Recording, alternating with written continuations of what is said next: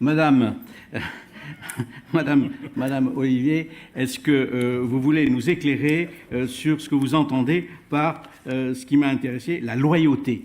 La loyauté dans l'inclusion des personnes atteintes de maladies neurologiques dégénératives, ce qui n'est souhaitable pour personne, mais surtout comment est-ce qu'on peut aborder ce problème de loyauté. S'il y a loyauté, est-ce qu'il y aurait déloyauté? Oui.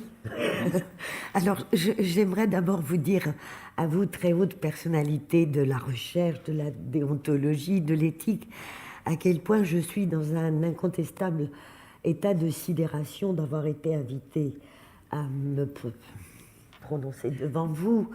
Et en cela, je vais me distinguer certainement des autres intervenants et je ne vais pas remercier monsieur le professeur Hirsch. Je voudrais juste vous rappeler d'où je parle. Je ne suis que la très modeste, une des deux représentante des usagers d'une association agréée à représenter les usagers dans un comité de protection des personnes, un des 10 comités d'Île-de-France, qui n'est même pas dans un grand et prestigieux CHU de la PHP. Et je ne parle que de là, et c'est en cela que mon humilité est parfaitement justifiée. Et ne croyez pas du tout que c'est une coquetterie, c'est une vraie humilité. Pourtant, si je parle avec humilité, je me sens forte. Je me sens forte parce que si vous fermez une seconde les yeux, vous allez entendre dans les allées là qui descendent, vous allez entendre la marche de ces millions de malades qui ont avant participé et accepté de participer, en prenant souvent beaucoup de risques autrefois, accepté de participer à des recherches pour servir l'avenir.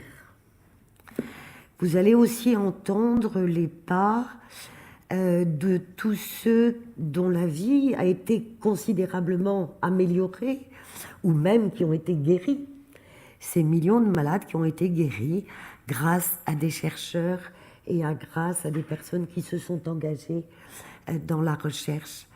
Et puis vous allez voir assis autour de moi ces millions de malades actuels qui espèrent, qui attendent tout de la recherche médicale parce qu'ils sont atteints d'une maladie grave et incurable.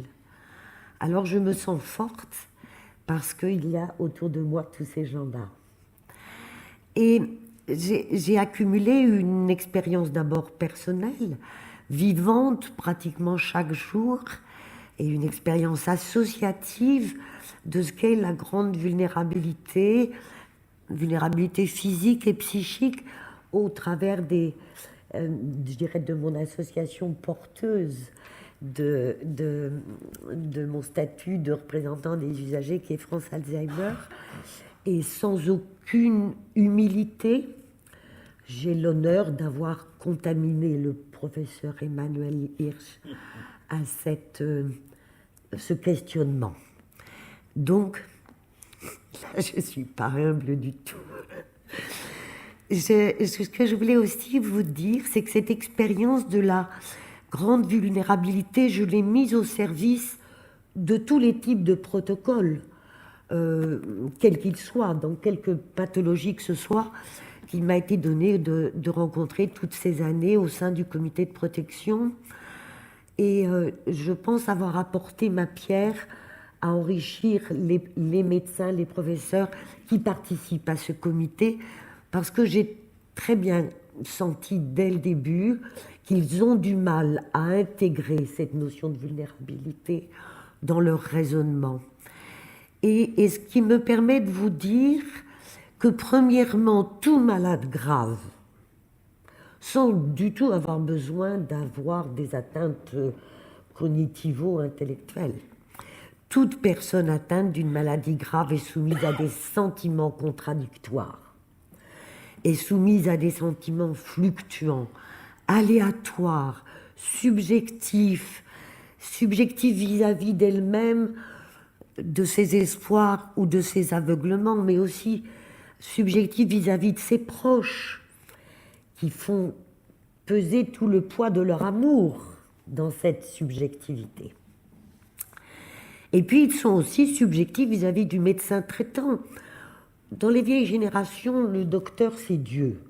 Mais vous n'ignorez pas, cher grand médecin, que depuis notre époque moderne a légèrement déifié le médecin.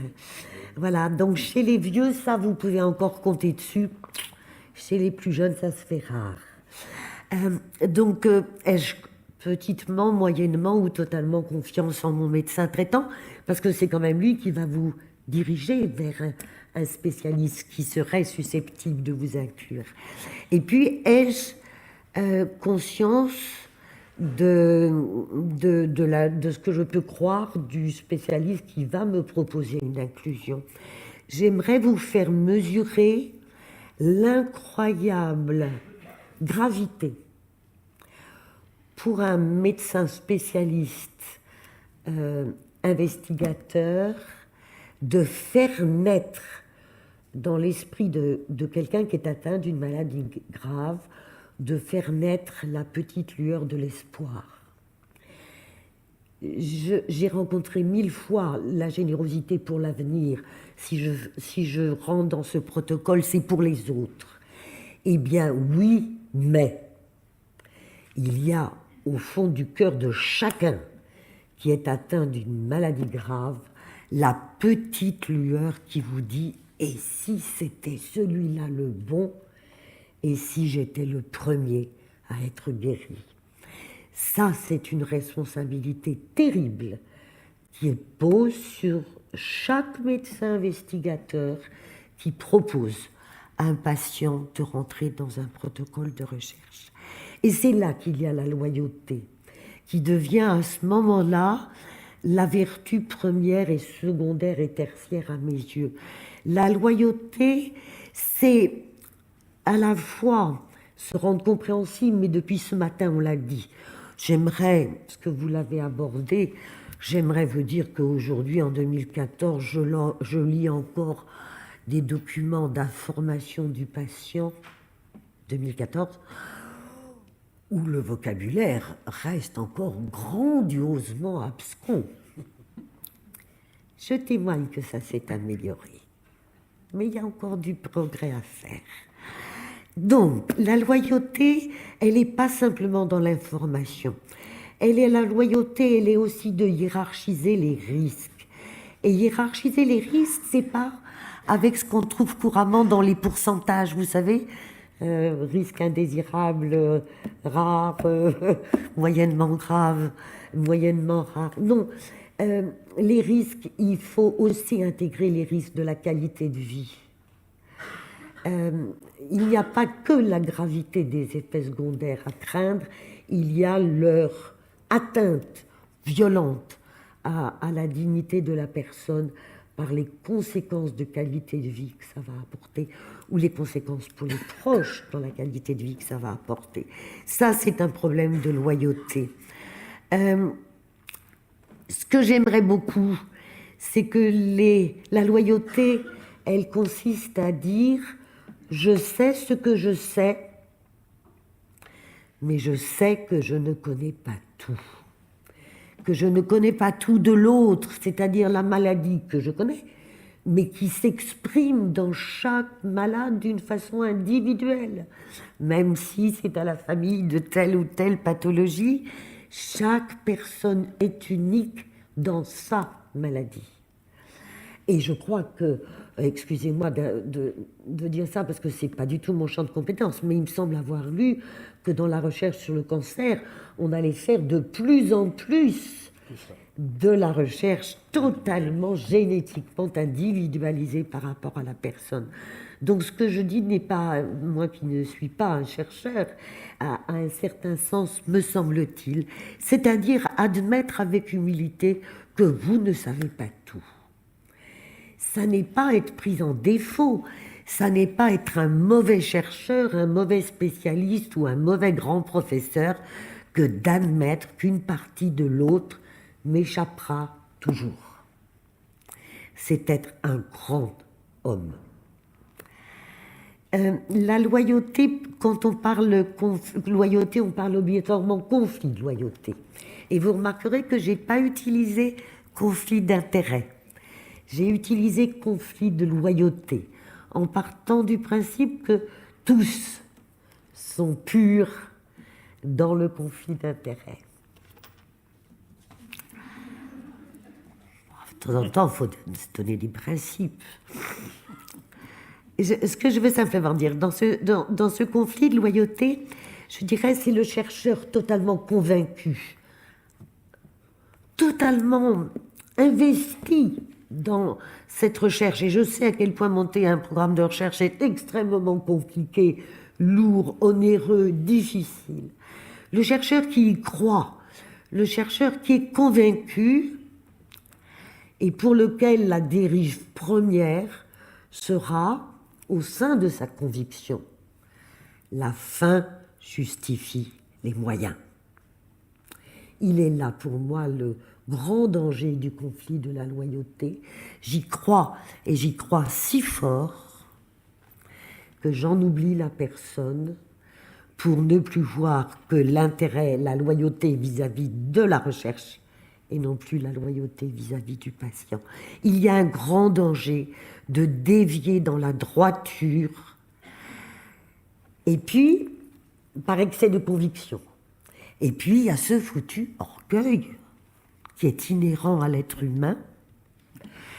Et je regrette, mais je crois que pour certains chercheurs, le rêve de laisser un nom à la postérité,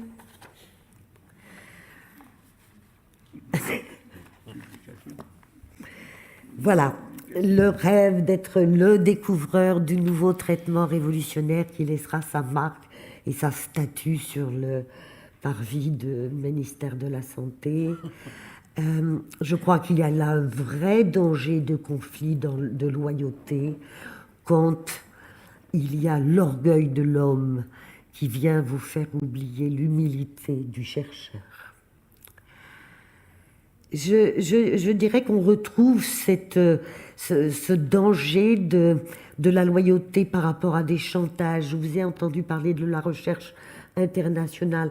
Eh bien moi, dans mon petit bout de comité de protection des personnes humbles et modestes, dans lequel nous avons beaucoup de protocoles de recherche sur le cancer, ben je vois quand même naître très fréquemment de gentils chantages de la communauté des chercheurs et du laboratoire porteur de la recherche qui nous disent, vous les Français, vous êtes vraiment emmerdants, vous en voulez toujours plus que les autres, et si vous continuez à être exigeants comme ça, ben, il n'y aura plus de patients français inclus dans les recherches. Je le vis chaque mois. D'accord ? Voilà. Pardonnez-moi, c'est quand même toujours utile d'avoir quelqu'un qui est dans la petite vie humble et ordinaire. Et dans ma petite vie humble et ordinaire, eh ben, ce sont des chantages que je rencontre. Voilà. Et pour moi, le meilleur contrepoids dans ma peur du conflit de loyauté, c'est l'éloge de la collégialité. Et c'est en cela que ces comités de protection des personnes pour la recherche biomédicale, c'est une source de richesse époustouflante. C'est une source de rencontres époustouflantes et sur des choses concrètes, sur des dossiers concrets, sur de la vraie vie, avec des vraies maladies et des vrais patients. Il n'y a pas, je pense, de sécurité dans la recherche si on n'a pas cette vision permanente de la collégialité. Alors, pour conclure, j'aimerais attirer votre attention, bien sûr, sur cet aspect particulier qui est celle des personnes grandement vulnérables. Il n'est pas acceptable pour moi que sous prétexte que des patients sont en situation de vulnérabilité intellectuelle, qui les prive d'approcher un tant soit peu la complexité d'une recherche. Il n'est pas acceptable que des pans entiers de certaines maladies soient voués à se perpétuer inéluctablement parce qu'on ne peut pas obtenir le consentement éclairé du malade. il faut que la recherche puisse avancer dans ces maladies-là aussi. Bien évidemment, il y a un devoir extrême à ce moment-là, d'avoir une vision très, très loyale de ce que l'on peut faire ou ce que l'on ne peut plus faire. J'ai vu se développer ces derniers temps dans les recherches sur les pathologies de type Alzheimer, hein, on va parler large. La notion qui m'a paru vraiment une vraie avancée et qu'on a maintenant dans la déclaration d'Helsinki, c'est la notion d'assentiment. C'est quelque chose que nous avons labouré et travaillé au sein de l'espace éthique avec Emmanuel Hirsch, cette notion d'assentiment. Et cette notion de co-assentiment, de co-signature, de co-engagement avec le proche aidant. Et les laboratoires qui développent ces dernières années des essais thérapeutiques ont développé, me semble-t-il, une réflexion intelligente là-dessus.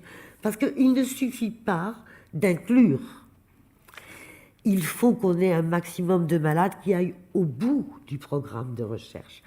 Alors vous savez très bien que ces maladies neurologiques évolutives se caractérisent par la vulnérabilité du malade qui change d'avis, ses difficultés à s'astreindre, si c'est quelque chose qui nécessite une visite chaque semaine ou une visite chaque mois, des rendez-vous de telle heure à telle heure, des médicaments de telle heure dans telles conditions. Tout ça sont des contraintes qui sont extrêmement impossibles rapidement pour un malade à s'y obliger. La valeur du proche aidant est à ce moment-là extrême dans le co-engagement moral et dans le co-engagement à aider ce patient vulnérable à suivre les indications de la recherche. Et vraiment, c'est, me semble-t-il, une authentique démarche de progrès pour que les maladies neurodégénératives ne soient pas exclues des progrès de la recherche, que ce soit un engagement conjoint. Je voudrais vous dire aussi à quel point l'engagement bénévole, et ça je pense que d'autres que moi avant l'ont dit d'une façon fantastique, l'engagement bénévole, libre, collégial, pluridisciplinaire, que l'on retrouve dans les comités de protection des personnes tels qu'ils ont été conçus en France, c'est une valeur inestimable pour moi. Et c'est une valeur que nos politiques doivent défendre.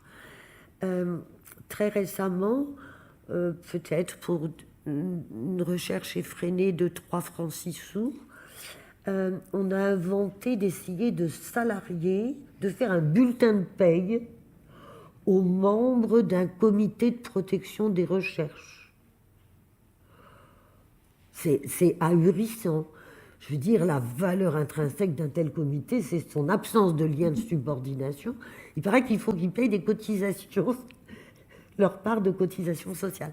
Je voudrais vous faire mesurer à quel point c'est insultant pour des personnes, des chercheurs, des professeurs, des médecins, des cliniciens, des psychologues, enfin tout le panel des membres d'un comité de protection des personnes, combien c'est insultant de vouloir faire un lien de subordination alors que leur action est essentielle à la transparence et à la loyauté de la recherche. Et ça, c'est une action politique à mener et à défendre, que ce principe total de liberté des comités de protection. Voilà, j'aimerais vous dire aussi que cette rencontre avec les maladies graves, vous dire à quel point le plus petit souffle de vie prend une valeur impressionnante quand on est un aimant. Nous avons besoin d'espoir et vous portez, vous chercheurs, nos espoirs, mais ces espoirs-là, nous avons tout autant besoin d'espoir que de confiance. Et la confiance, ça ne s'édicte pas, ça ne se proclame pas. La confiance, ça se mérite. Merci beaucoup.